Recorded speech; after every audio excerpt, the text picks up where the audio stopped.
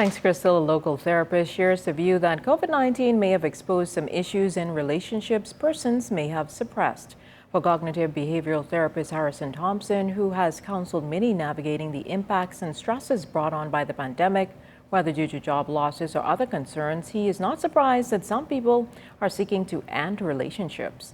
Saving those relationships now may mean some real adjustments.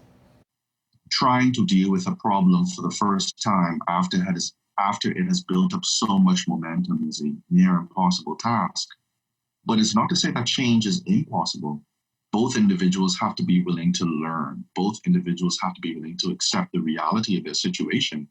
Because if you do not accept that maybe you do have marital issues, that you do have communication issues, how can you change those things? People are hard pressed to admit the truth if it paints them in a bad light. So COVID-19 has become a scapegoat that has been blamed for a lot of issues, when in truth, I only believe COVID-19 revealed the issues. So if you've been married for 10 years and have had 10 years of communication issues, it's going to be very, very hard to correct that in a week. People have to be serious about the work that it takes to make a relationship work. Well, similar sentiments echoed by family therapist Dr. Edrika Richardson, who plans to offer a free marriage counseling webinar in the coming days. She too has seen an increase in couples having issues that started long before COVID. We are not surprised by this because things like communication or conflict resolution skills that were not navigated prior to have only been magnified with this pandemic.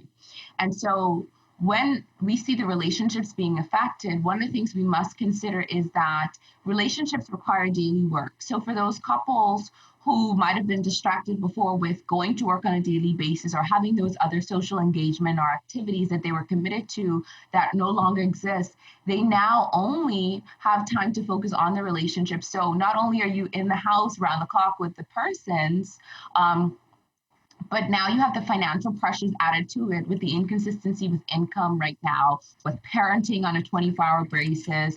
And so one of the things like we're hoping to get across in this webinar is the fact that there are strategies out there to navigate through this prior to resulting in divorce as being the only solution.